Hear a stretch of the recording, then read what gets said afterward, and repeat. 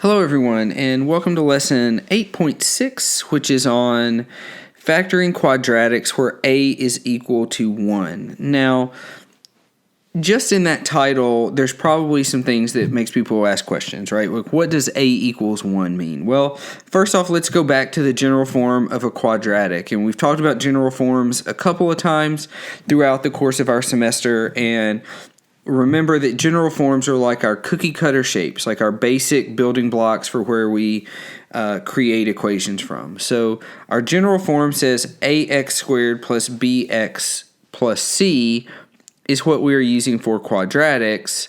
So it's important to know that when I say a is equal to 1, I just mean that lead term is equal to 1. That means we just start out with x squared plus whatever, x squared minus whatever. That's all we're going to talk about in this lesson. Now, whenever we are factoring, we have 3 steps, and it's important to have these 3 steps written down. Okay, so number 1, we always, anytime we're trying to factor a quadratic, we have to check for the GCF. GCF has to come first.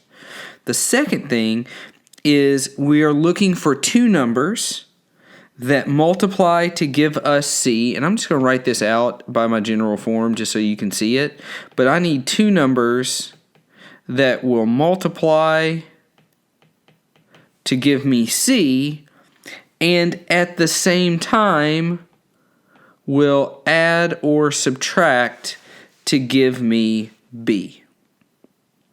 All right, so when we are factoring quadratics, we have to first check for the GCF, and then step number 2, we have to find 2 numbers that will multiply to give us C, but at the same time will add or subtract to give me B. And then the third thing that we have to remember is that our answer goes into 2 parentheses, and on here I have written parentheses x blank close parentheses and then open parentheses x blank close parentheses. Just know that these x's here can be any variable, like whatever variable is in the problem, right? So if our equation is using q's, then it'll be q's inside the parentheses. If there are t's, then t's will be inside the parentheses. I just used x here because that's the most common variable and that's what we see the most. So, all right, let's take a look at a sample problem using this. So, whenever we are factoring, what we have to do is we have to check for the greatest common factor. I look. There is no greatest common factor, right? There's not a greatest common factor between 1, 19, and 90. There's not a greatest common factor between x squared, x, and then nothing in the third one, so nothing to do there. And we'll just go ahead and check that one off. All right, it's done.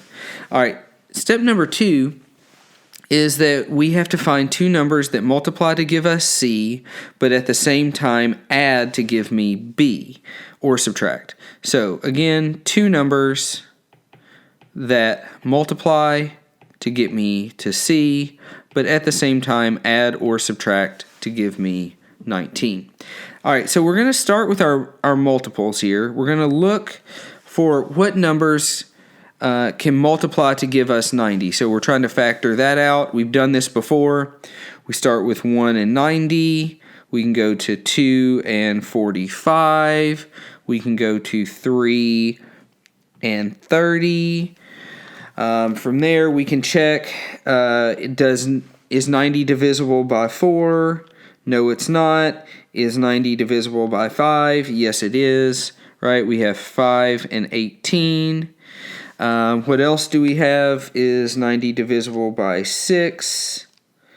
Yes, it is. We have 15 and 6. And then we keep going. Is 90 divisible by 7? No. What about 8? No.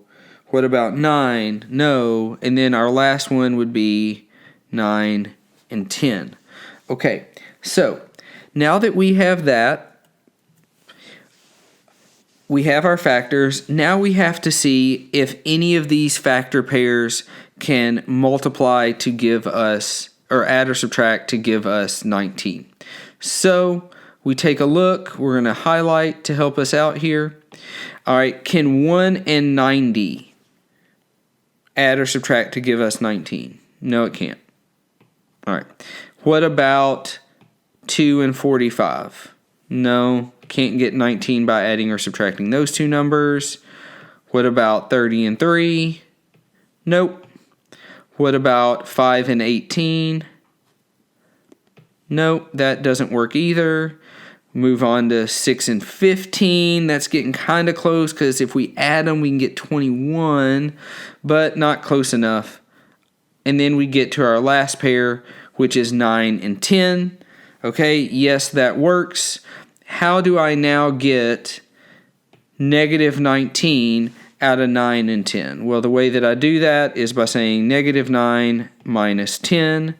That's going to end up being negative 19. So then that means my parentheses, which should be set up as x parenthesis, will now be x minus 9, and then it will be x minus 10. And now we have factored that into two parentheses. So again, we're looking for the factors of 90 that will add or subtract to get me 19. And that's how we factor.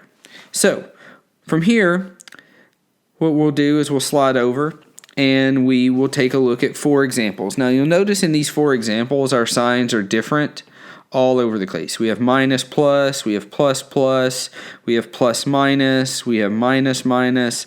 So we can have all these different options here, and that doesn't really matter because the process that we're going to use is the same thing. So we're going to start and we're looking for our two numbers, right? Got to multiply here.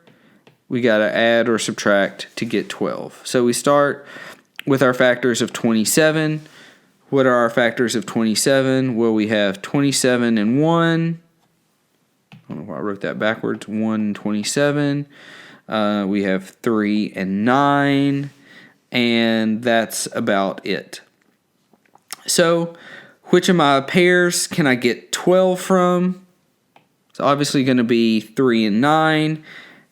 Again, how do I get negative 12 out of 3 and 9? Well, I can take minus 3 and subtract 9. That gives me my two answers, x minus 3, x minus 9. Okay, moving on to number 2.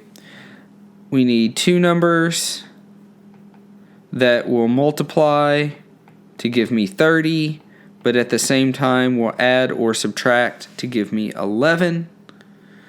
So we start with our factors of 30. That's going to be 1 and 30. That's going to be 2 and 15. That's going to be 3 and 10. And then we'll also have 5 and 6. Well, which one can give us 11? Well, it's not the first pair, it's not the second pair, it's not the third pair. That last pair will do it for us. Now, how do I get positive 11 out of 5 and 6? Well, I take 5 and I add 6. So that gives me my two parentheses, x plus 5 and x plus 6. And just to be clear, that's positive 5 plus 6. So that's how we get our plus 5 and our plus 6. Okay. All right. Moving on to numbers 3 and 4 here. We have x squared plus 18 minus 40. So kind of the same deal, right? We're going to start by looking at our factors of 40. Now, I understand here, some people might get confused. There is a negative in front of that 40.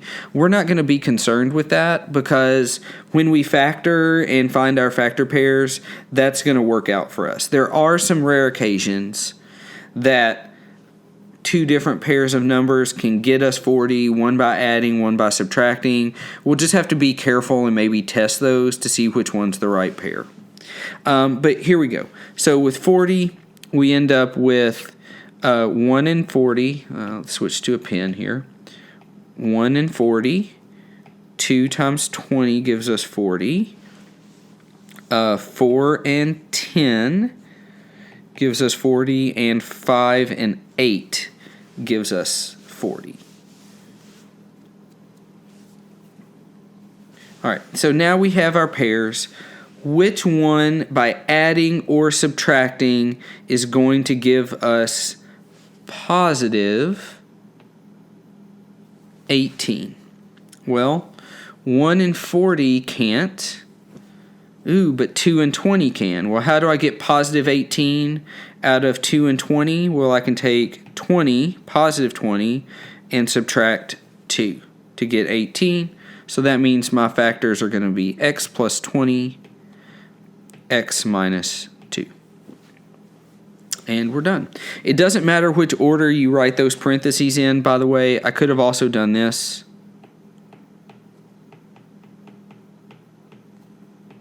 Those two things are the same, but what I can't do is I can't mix match signs and numbers. So just be careful when you're writing those, but that's how we handle it. All right, our last example for factoring. Again, trying to find, we start with our factors of 11. Well, our factors of 11 are just 11 and 1. So how do I get negative 10 out of 11 and 1? Well, the way that I do that is take a positive 1 and I subtract 11 from it. So my factors are x plus 1 and x minus 11. Okay, so guys, that is our process for factoring quadratics, where a is equal to 1. So this step isn't bad, but it just takes a little bit of time and practice to make sure we know what to do and how to do it. But hopefully, as you practice, you'll get it down quicker, and you guys should be good at this. But if you're struggling with anything, if there's something that's tripping you up and you have any questions, please reach out to me and let me know.